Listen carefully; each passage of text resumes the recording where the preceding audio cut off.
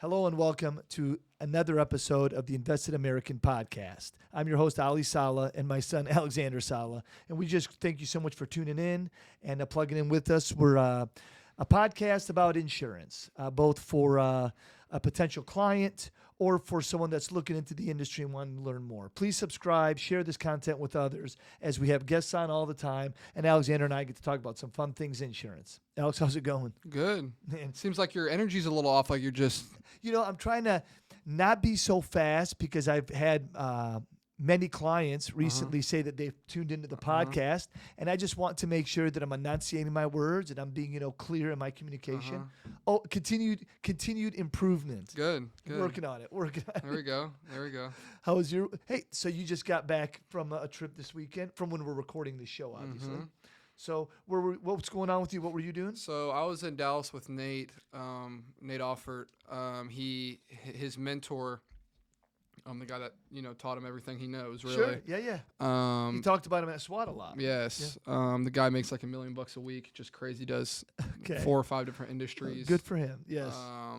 Crazy, and I learned a ton from him. I invested in myself to go to this. Obviously, it wasn't free, right? Sure.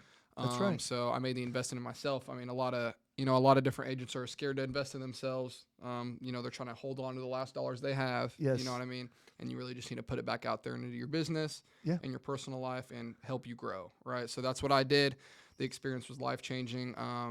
A lot of different sales tactics that I got out of it, and I'll be definitely implementing it back into my business. Sure. And it was so good overall. Okay. How many days were you there? It was 3. Yeah. Great. So is this part of Nate Offert's SWAT program? Yeah. Or is this just something special that he did this one time with... So it's just something... it's through SWAT, but cool. Because Nate's whole logo or motto is SWAT. But it was his own little mastermind inside of SWAT. Dude, so many good points from the guy, though. Yeah. His name's Bill Gold. Bunch of different stories that had context to it. So, like, he would tell us a story. Sure. And, how it could refer back to a sales tactic or something to use in sales. Okay. Right? Yeah. We went over all of our objections and, how to overcome those objections. When someone's not interested in something or they need to think about it, they already have insurance, whatever it is. Right. So, it was a lot of stuff I learned. I took a lot of notes, a lot of recruiting. I could go on and on about it. So Good. So you feel like besides good relationship time, because relationships is, the core of everything. Besides that, you feel like the training was definitely well worth your time, the time you put in and the money you invested in doing that. All the people I was around, it was Great. 100% worth it. Nate was super excited for me to go. He said, I'm going to get a lot out of it, and I got a lot out of it. So I don't think Nate's ever let me down. What Nate has brought to the table and from the trainings that we've been a part of with him, he definitely, he's not the under-deliver guy. Right. He definitely promises high and delivers high. So right. he does a really great job. Yep. So good.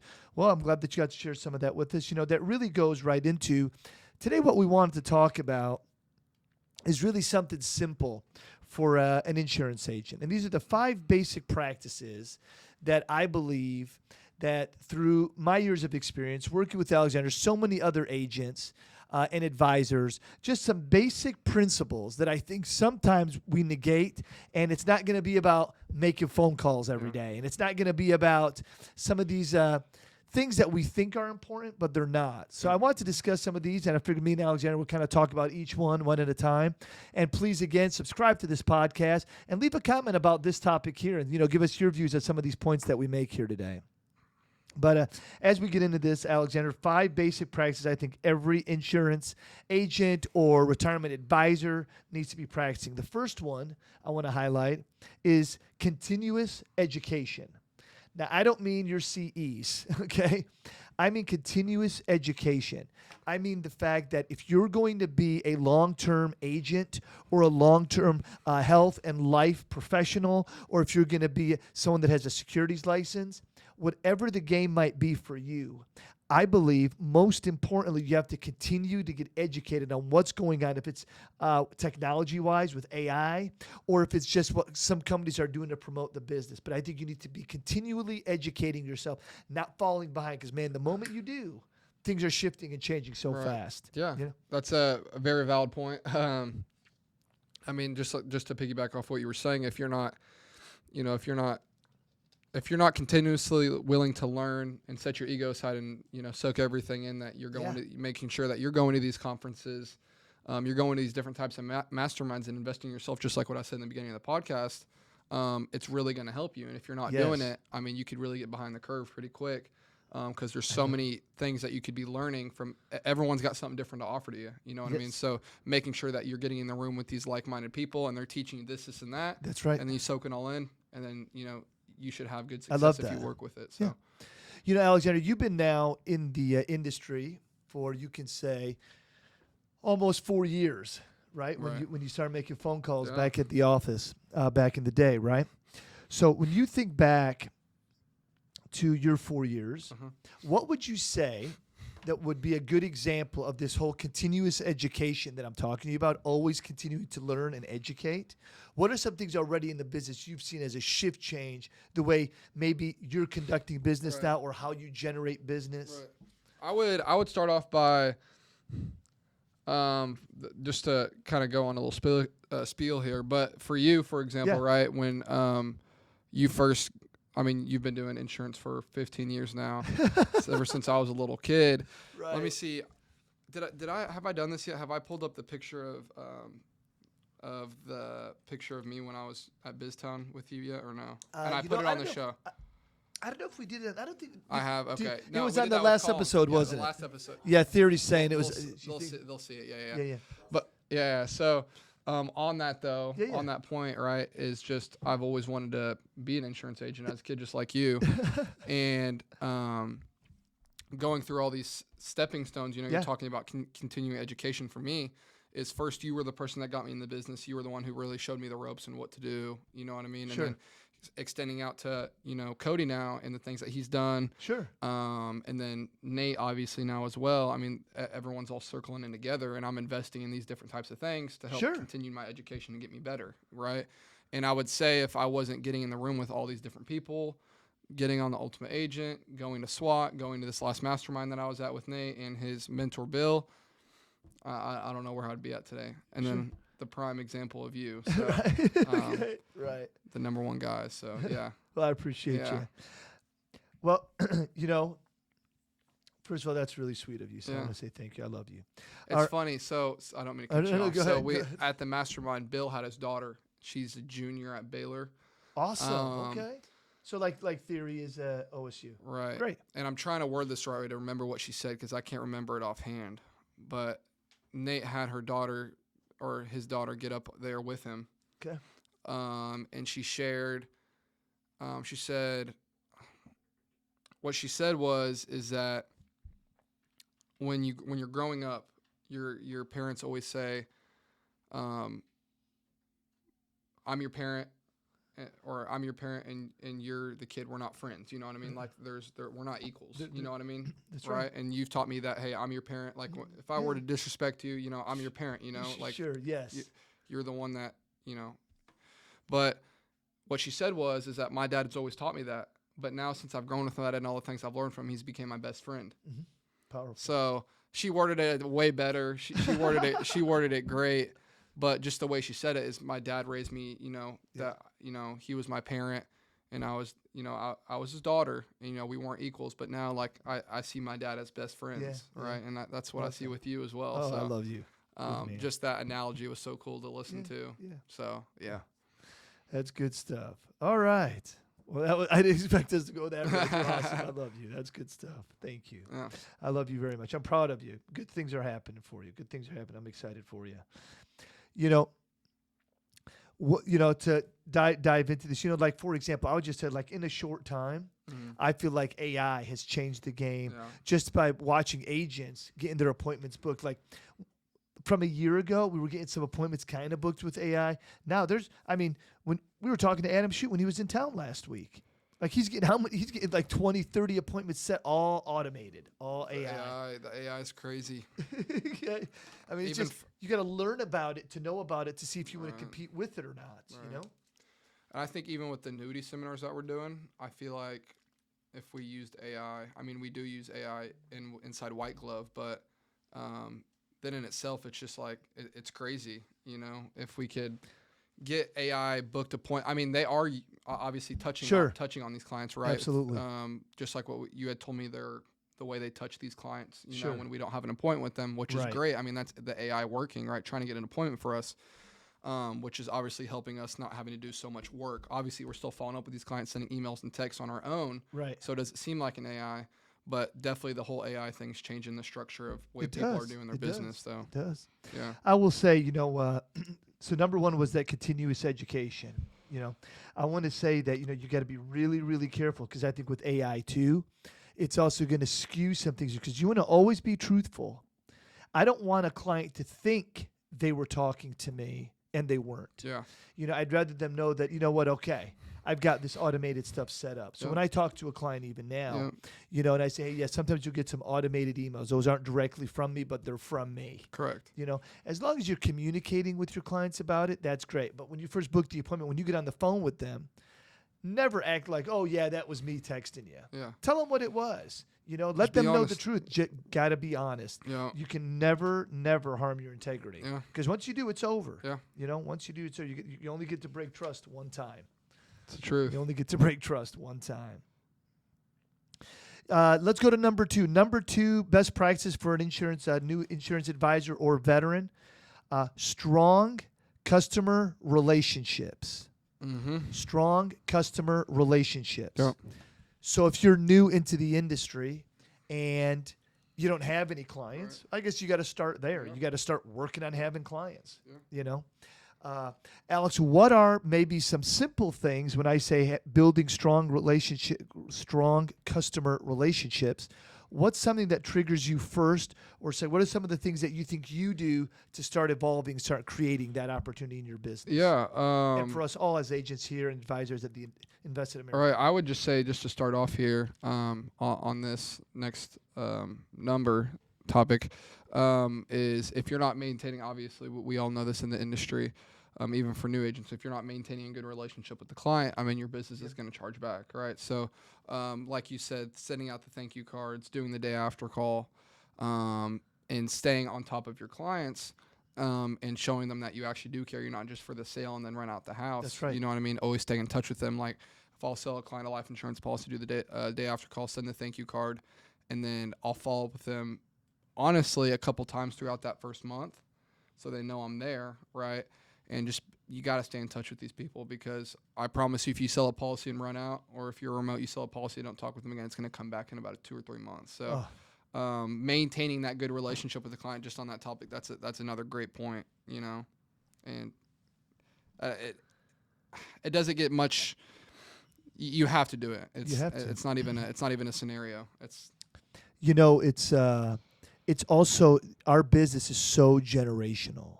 Like if you sit down and you help a family member, and then they have life insurance with you, or they've done some investment products with you, or you've done some retirement needs planning with them, or estate planning, that means that there's going to be a time when these people will circle back to see you during the time for why they bought the insurance, right? Or they bought the protection, or they bought the retirement plan.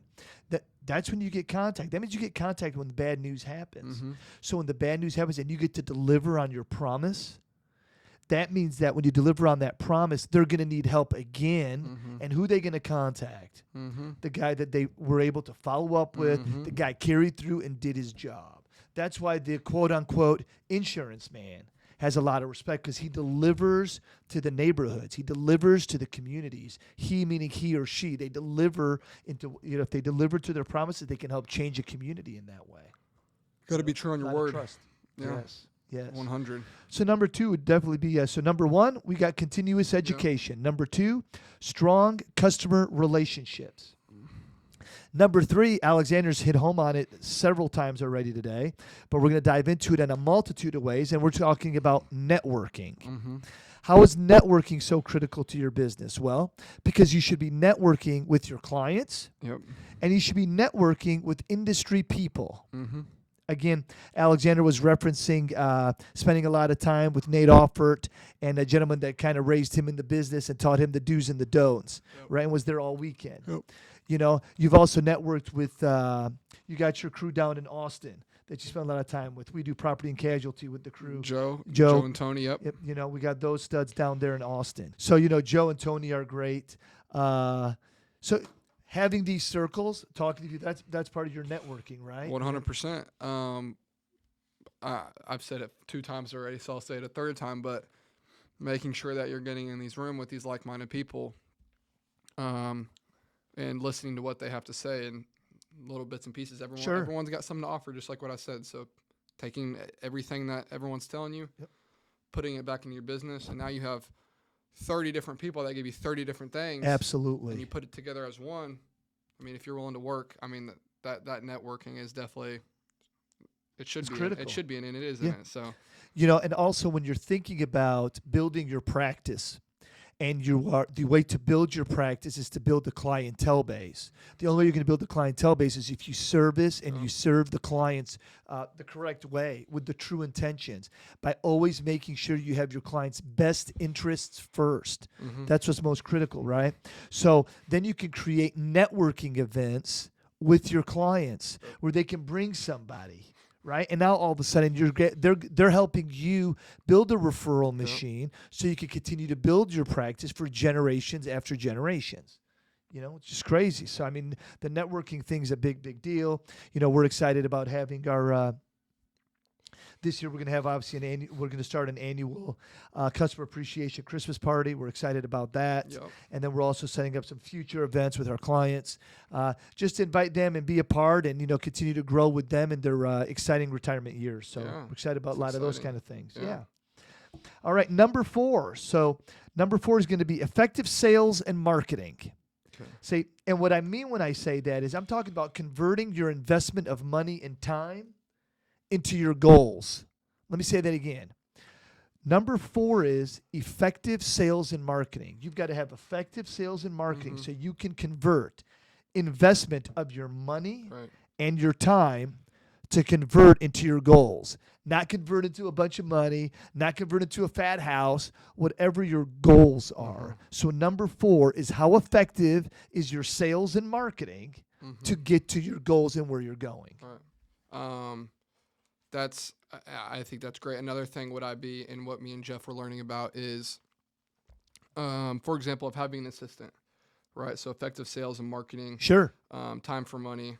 And me and Jeff were talking about, like, dude, we both need an assistant because the amount of time that you spend on customer service calls. That's right. Booking appointments, recruiting. Sure. If you can have an admin do all 3 of those, you know what I mean? Then you'll have. Well, I said, Jeff, what do you have left time to do then? Sure. All I have time left to do is all I have to do is appointments. All I have to do is run appointments, right? Because you got someone that's putting everything in a CRM. Sure. You got a person that's helping you recruit. You got a person that's helping you book appointments, and you got someone that's doing customer service. They're doing everything, right? And if they're struggling to book appointments, that's when you can go ahead on office days, go ahead and book those appointments because you can book the appointments, right? Sure. And then now on Wednesday, Thursday, Monday, and even Saturday, now all you have to do is run the appointments. You don't have the headache of, hey, I got to call this client, I got to call that, I got to call this client. Because now once you finish up in the house, hey, I have an assistant that's going to be calling you. Her name's Ariel, for example, right? Sure, right. She's going to be giving you a call. She's actually my assistant, so she'll be helping you out, and then I'll obviously give you a call as well. Don't think I'm leaving you. She's just my assistant. I just get so I have a ton of clients that talk to me, so just making sure that she's gonna help you out, and she's my twin sister. So that's great. Yeah, well, not everyone's gonna have that pitch. Right. What, your twin sister? Yeah. Oh, that's good times. Yeah. Well, I think what I hear you saying is that when you're building your business, focus on what you're good at and live in that space to compound the growth of your business. You're saying, Alexander, that your strength is getting in front of people and sitting down with them and talking to them, not doing the CRM work that needs to get done for your business to go to that next level. Okay, not that these other things that need to get done that you might not be as good at or you don't like doing. But if you can keep focusing on what you're good at and what you enjoy doing, you can gather the net results, and you can hire more and more people to do the things you don't enjoy doing or can't do or want to do. All right. So, if we've gone through so far, we've gone through the first 4: continuous education, strong customer relationships, networking, and effective sales and marketing. And the last one, number 5, comes full circle. ethical practices for your reputation, long-term clients, transparency. All those things are a factor. When I say ethical practices, do what you say you're going to do. Carry the job through all the way. Look for what's best in the interest of the client, not for yourself, Correct. And it happens all the time for people. That they want to get greedy, or they get commission breath, or they want what's out for them more than the client. Listen, you cannot do that. What it'll do is it's just going to come back and bite you in the butt. It always will. Yeah. And what stinks is sometimes if it does, you've already harmed people before, and that just sucks. It just does. It's unacceptable. I think it even goes outside of business. I think it's personal too, doing the right things in your life, like right from wrong. You know what I mean?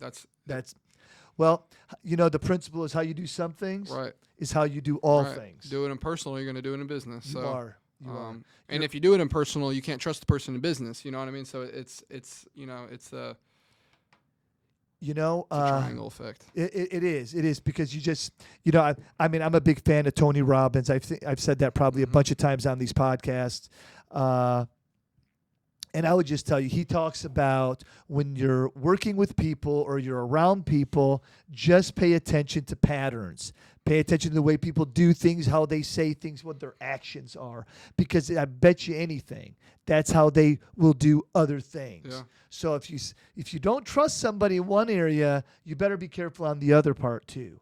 You want to surround yourself around the people that have those same ethical and those morals. And, it's not always easy. Sometimes your team's going to get smaller before it gets bigger, and it's okay. Yep. You're just going to continue to grow and be consistent. But you as the advisor, you as the branch owner, you as the person running a team, or if it's just you running your business and you've got your clients, the truth is always right, and proper practice of ethical practices is the way to go. There's Alex, I'm sure you've had clients. Let's talk about it for a second because I think it's so critical. You've had clients that you've gone to and they said, "Oh my God, I'm so grateful that you came. We've just been so uneasy and we just feel like we could trust you." You won somebody over. What's that like? How does that, what do you think that it feels for the client when you see that? It makes you feel good. Yeah, sure. Them that they trust you enough, that you built trust. Like I had an agent. This is kind of a funny story. I told you before. I was out with another agent and built great trust with the client. I was leading the appointment. I'm doing the app, and he's like, "I appreciate you trusting us to do this for you about 5 different times." Sure. Not the client, the agent. Right. So it's already like, the client may sit back and be like, what's the it seems a little weird, about over and over again saying, "Hey, I appreciate you trusting us to do this for you," and I know the way I said it makes it sound okay, but in the appointment, the way it was going, it was really random. Okay. And perfect. It just didn't work. It wasn't consistent. It was like, dude, that was really weird for you to say that. So then I talked with the agent after. I mean, that sounds very distrusting, you saying that. Back to what you were saying though. I mean, that's a prime example of building the right trust with the client, and just building the trust with the client in the beginning of the home, right? Why did you walk in? How long you been living here? Look at the pictures on the wall. What was your profession? How many kids? What are they doing? How many grandkids? Whatever, right? You're going through the whole thing to build trust with this client because you actually care about them. Because sometimes when you're just booking the appointment, the client may think, "Hey, he's just here to sell me something." Right. But when you actually sit down and get to know the client and they get to know you, now you guys know each other on a personal level. So now I feel like if you're good with someone on a personal level, you're going to be able to understand, not do business, but understand them on the business side of it, right? Yes, sir. So now they're understanding you on the business side of it because they already understand you on the personal side of it, right? So now they have a level of trust there to do business with you since you guys built a personal relationship. Right. So that's my main thing too. I love that. Yeah. That's a good explanation. Yeah. That's a good explanation. Alex, I think part of ethical practices is also going to be this intentional communication. And I don't know, I want to put together something, but intentional communication. And what I mean is, I work with, I don't know how many clients we work with now. There's, always something going on with the client. Like there's maybe a draft that we need to work on for them to receive some money from one of their products that we have them set up in. Or maybe it's somebody that we're doing a transfer with, right? So we're always keeping them up to date on things. At the same time, when we have their retirement accounts and maybe they want some money, maybe we're trying to do a transfer, I always communicate with them. Yep. But I also communicate with them on a weekly basis while we're still in the beginning phases of the relationship. See, in a relationship, you got to put deposits in. And the best way to do that is in some form of touch point or communication, right? And if you're early in a relationship, what's there a lot of? Insecurities, lack of trust. But if they hear from you over and over and over again for different purposes, it's also going to say, all right, this guy's here to serve me, which I want to prove. I'm not trying to be fake or phony. I'm like, I'm right here to help you. Right? So I'll do that. So, for example, if I have to call a client this week and something we're working on or a case we're working on for them, we don't have any news yet, nothing's changed, I'll call them on Thursday or Friday and say, hey, I just want you to know we haven't spoken a week. However, I just want you to know nothing's changed in our status. I'll be following back up early next week. Right. No communication, I think, is bad. Yep. Well, yeah. If you're going to communicate and you're not sure how much, you better do a little bit more than a little bit less. This way they know you're present. This way they will have more comfortability and feel more comfortable about working with you. That's the point I think I'm trying to make. And I think it even goes back to even maybe being a little bit more annoying out of way. Sure. Like, right. You help the client out. They see that you helped them out. Now you're just at a point you're being annoying to where the client's annoyed, like this guy is being a little annoying. But then again, when they think in the back of their head, like this guy actually does care about me too, that's why he's blowing me up. You know what I mean? That's right. And yeah, I mean, that was just to piggyback off of you a little bit, but yeah, for sure. For sure. Yeah. So, and that transparency is big time. Alexander, one of the things you do, I think this is great, is you're friending all your clients. You sell somebody a policy, you're getting on Facebook and you're friending them. Yep. Some people would be like, no, I can't do that. I don't want to do that. Right. That might be too much. Right. You're comfortable with that? You don't think that's too personal? You don't think that's getting into some other space or? Right. No, I started doing that probably 7 or 8 months ago now, where I started friending my clients on Facebook. I mean, they love it. They always see me now. You know what I mean? Right. They can always go look at my profile, whatever it is. So they see me. So if my client does have Facebook and I'm sitting down with them, I'll friend them. They see me, they know I'm there. If they need anything that, there's a level of trust built there that to see that I'm on social media, my social media page looks good, as well.